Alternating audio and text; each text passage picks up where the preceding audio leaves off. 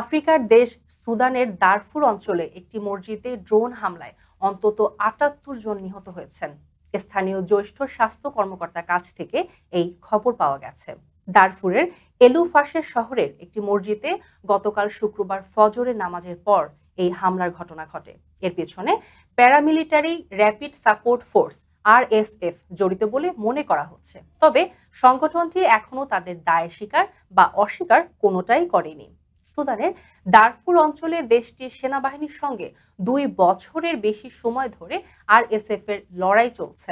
Darfur অঞ্চলে এল ফাশের শহরটি সেনাবাহিনীর সবশেষ শক্ত ঘাঁটি।